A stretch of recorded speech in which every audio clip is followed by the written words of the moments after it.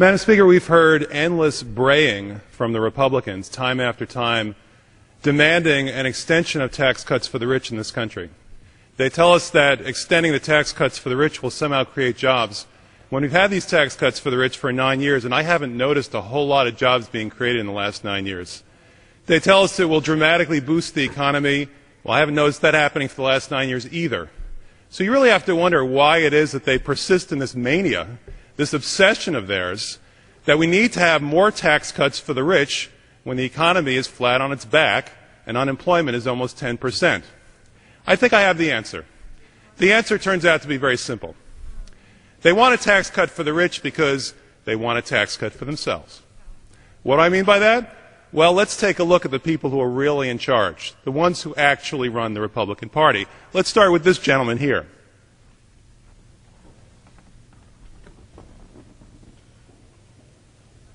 The man with the cigar, Rush Limbaugh. Doesn't he look happy?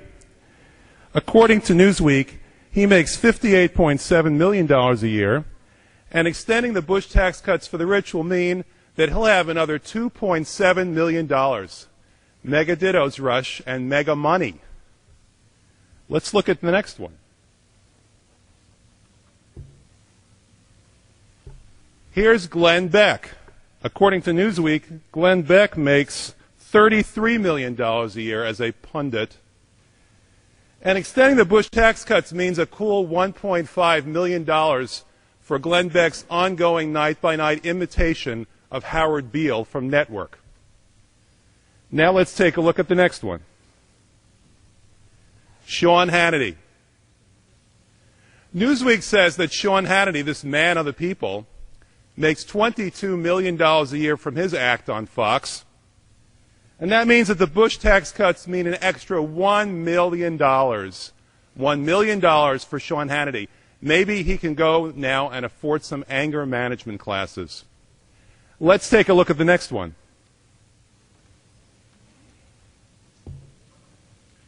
Bill O'Reilly.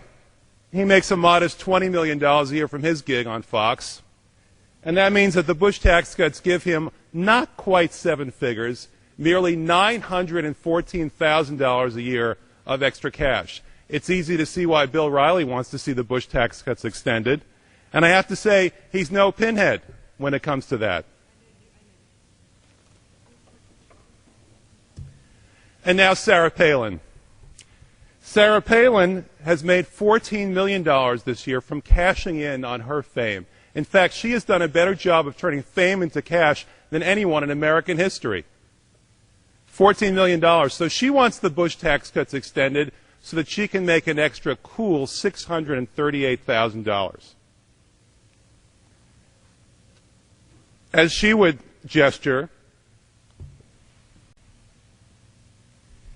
And now on to Newt Gingrich, the man who did such a great job in running America back in the 90s that he wants a second chance in this decade. Newt, if you do to us now what you did to us then, we're going to be in big trouble. But Newt Gingrich makes $5 million a year from his punditry, which means that he'll get an extra $250,000 a year. An extra $250,000 a year from the Bush tax cuts being extended. And now let's go on to the big cheese. George W. Bush himself. The man who got us into two endless wars, the man who brought us to the brink of national bankruptcy, the man who gave us $4 a gallon gasoline. George W. Bush makes a cool $4.2 million a year, according to Newsweek. That means that extending the Bush tax cuts for George Bush means an extra $187,000 in his pocket every single year. I have a better idea. Instead of placating these people and letting them spew out onto the airwaves their lies about the Bush tax cut without ever revealing the fact that they stand to gain millions of dollars each year from their selfish desire to take advantage of the rest of America, let's do this. Let's take that money and create jobs.